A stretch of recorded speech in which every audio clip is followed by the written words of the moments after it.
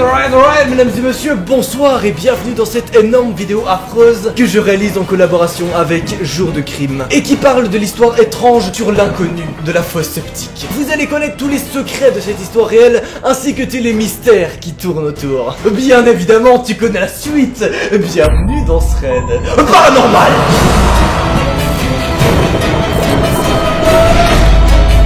Bien sûr, t'inquiète pas, je sais que la petite teub gigotante que tu es, tu n'as jamais entendu parler de ce sujet. Pourtant, il est d'ailleurs beaucoup trop passionnant. Et, bien sûr, comme prévu, je vais te faire une petite introduction pour te mettre un peu l'eau à la bouche. Tout commence le 13 avril 1977, dans la petite ville de Duffield, au Canada. Charlie McLeod, un fermier du coin, part chercher une pompe dans sa fosse septique. Et là, bizarrement, il remarque un pied qui sort de la boue. C'est marrant, je trouve que la situation est plutôt drôle. Tu vas tranquillement creuser la terre, et là, qu'est-ce que tu vois un petit pied comme ça qui sort de la boue, chillos, hein. Ah, il était pas serein à ce moment-là, tu t'en doutes, hein. Donc, qu'est-ce que fait le petit McLeod? Eh bien, il veut en savoir plus. Donc, bien sûr, il découvre que ce pied est rattaché à une jambe, qui est elle-même rattachée à un corps. McLeod décide donc de se précipiter chez lui, de prendre son téléphone et d'appeler la police. Et bien sûr, quelques jours plus tard, sa femme témoignera. On a appelé la police très vite, parce qu'on savait que quelque chose ne tournait pas rond. Oui, parce que ce qu'ils vont découvrir dans cette fosse, et ce que les analyses révéleront plus tard, vont être plutôt hors du commun. Ce qu'ils découvrent ce soir-là dans la fosse profonde d'1,80 m est horrifiant. C'est un corps dans un tel état de décomposition qu'il est impossible de savoir s'il s'agit d'un homme ou d'une femme. Et ce n'est que quelques mois plus tard que l'on découvrira qu'il s'agit d'un homme, que l'on surnomme alors Septic Tank Sam. Traduction, Sam de la fosse septique. D'où le nom finalement de lui. Ah, tu as compris maintenant, hein? T'es pas teubé. Ça sera bien sûr le nom d'une des histoires étranges les plus mystérieuses de tous les temps. Oui, je sais, t'inquiète pas, là devant ton écran, t'es en mode je comprends pas, y'a quoi de paranormal là-dedans? Non, parce que tu fais genre c'est un épisode, mais je veux savoir ce qu'il y a de paranormal. Bon, on va en arriver tout de suite. T'inquiète pas, parce que oui, la police va enquêter sur ce corps et l'autopsie va révéler des choses plutôt mystérieuse. Laisse-moi te raconter tout ça juste avant que tu m'ajoutes sur Instagram et sur TikTok. Tu connais le rituel, bien sûr. Et à 10 000 likes, je préparais directement le prochain épisode. L'homme retrouvé dans la fosse mesure environ 168 cm. Oui, du coup, c'est pas environ, hein, c'est exactement 168 cm. Le gars, il est précis, mais pas trop, tu sais. Il mesure environ 168,232,27 cm. Ouais, ça veut rien dire. Je fais des petites blagues comme ça qui tournent un peu au drame. Un peu comme la suite de l'histoire, d'ailleurs. Il pesait environ 70 kg et on a déterminé un peu plus tard qu'il avait entre 26 et 40 ans. D'origine caucasienne ou natif américain, il avait donc les cheveux bruns. Putain, ça rime, c'est ouf. C'est ouf, là je pense qu'on est sur un petit poète, hein. Il était droitier et grâce à des examens sur ses os et sur ses dents, les scientifiques ont déduit qu'il avait une maladie aux alentours de 5 ans. Il est repassé cependant entre 4 mois et 1 an dans cette fosse. C'est-à-dire qu'on retrouve tranquillement un petit dimanche soir un mec dans une fosse qui est resté là pendant 1 an. Sauf que on sait pas qui c'est, on sait pas d'où il vient, et on sait pas pourquoi est-ce que ce mec est enterré dans une fosse dans le jardin d'un mec. C'est plutôt étrange comme histoire, j'ai pas te mentir. À ce moment-là, tu t'en doutes que le fermier est vraiment en mode pourquoi ce genre de choses m'arrive à moi? Non mais parce que moi j'ai rien demandé en fait, hein. J'ai pas demandé à retrouver un mec perdu dans mon jardin. C'est pas mon but, Cependant, un peu plus tard, on verra que la situation s'intensifiera. Wow, c'est le mot le plus compliqué à prononcer.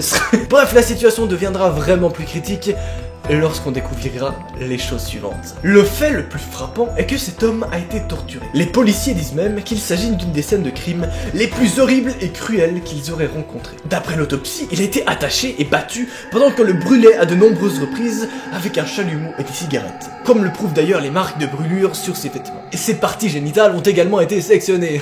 Oh, le mec il a pris très cher, hein, vraiment. Le mec, il en a pas juste mis dans une fosse, non, on a littéralement torturé à mort presque. Enfin jusqu'à ce qu'on découvre la suite des événements. On lui a finalement tiré 26 balles dans la poitrine, puis une balle dans la tête. Il a ensuite été roulé dans un drap jaune, fermé par une ficelle de nylon et plongé la tête la première dans la fosse septique. Cette fosse-là fut d'ailleurs remplie à moitié avec de l'eau, pour que la décomposition se fasse plus rapidement et pour qu'on retrouve pas vraiment de preuves. C'est un peu tard. Hein.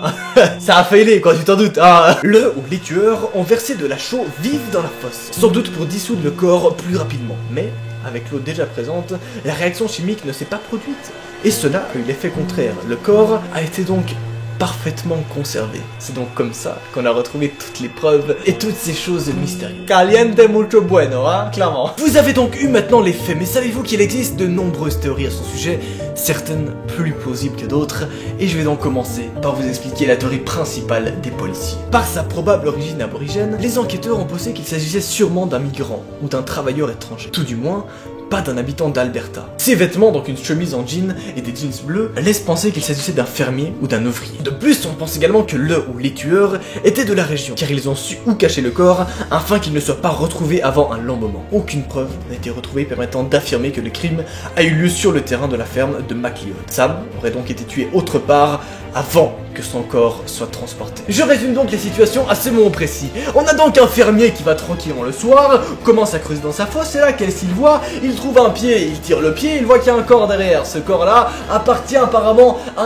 un travailleur, à un migrant ou quelqu'un qui ne vient pas de la région. Sauf qu'on découvre un petit peu plus tard que ce corps n'a pas juste été tué et mis dans une fosse, non, ce corps a été torturé à mort, c'est-à-dire qu'on lui a coupé les coucougnettes, on a également tiré 26 balles dans sa poitrine, on lui a arraché des dents et on l'a brûlé vif. C'est pas ouf comme mort. Je te le dis ouvertement, le mec a pas passé un bon moment, quoi.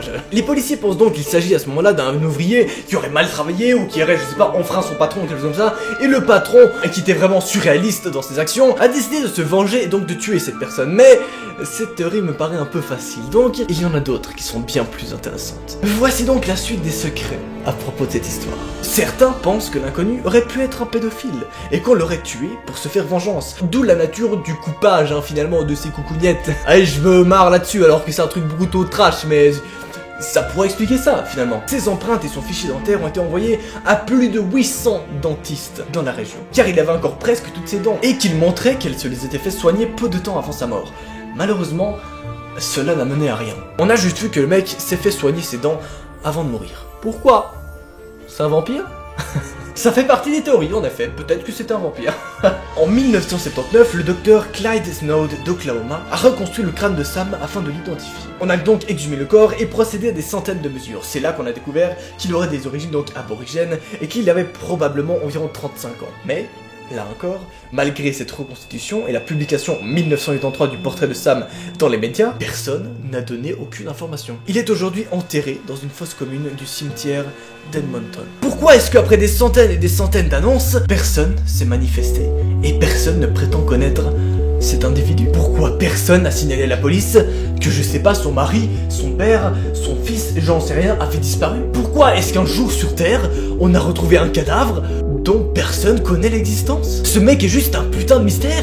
Il a bizarrement pas de proches, pas de famille, pas d'enfants, aucune connaissance, aucune personne. On a interrogé des milliers et des milliers de personnes dans les environs et aucun individu a signalé l'avoir ne serait-ce que vu, ne serait-ce que l'aperçu. Un jour, non, personne l'a aperçu, personne l'a connu, personne l'a entendu. Juste, on a un visage, on a une personne qui a comme l'impression d'être restée invisible durant toute sa vie. Bien sûr, pour la théorie du mec qui serait un fermier ou d'un ouvrier, c'est très intéressant, mais quel terrain est-ce qu'il possédait? On a vu aucun patron, aucun élève, aucune fiche de paye qui serait, aucune fiche d'impôt qui serait tout d'un coup disparue, rien. Et c'est ça qui est réellement étrange dans cette affaire, parce que là tu vas me dire, oui c'est juste un cadavre qu'on a retrouvé, mais bordel, ce mec est un mystère. On ne sait pas qui c'est. Comment est-ce que c'est possible? Il n'avait aucune feuille, aucun habit. Certaines rumeurs prétendent même qu'on a arraché toutes ses empreintes pour que personne puisse le découvrir. Qui est-il? Est-ce que c'était vraiment un humain? Est-ce que c'était peut-être un agent secret? Ou est-ce que c'était peut-être un vampire? Découvert et tué par des personnes qui voulaient cacher l'existence de cette forme de vie? Je t'avoue qu'aujourd'hui j'en sais rien et j'ai beaucoup envie de croire à la théorie du paranormal, que ce serait peut-être quelqu'un qui avait des connaissances un peu supérieures, j'en sais rien. Dans tous les cas, cette histoire est très étrange et reste à ce jour un des plus gros mystères sur Terre. Bref, c'était Noah en collaboration avec la chaîne Jour de Crime, je vous mets le lien bien sûr en description si vous voulez checker ça. Ce fut un plaisir et bien sûr à 10 000 likes, je lancerai le prochain épisode. Je t'invite à m'ajouter sur Instagram et sur TikTok pour avoir d'autres petits trucs calientes à propos de cette histoire. C'était Noah, ce fut un plaisir. Allez, salut!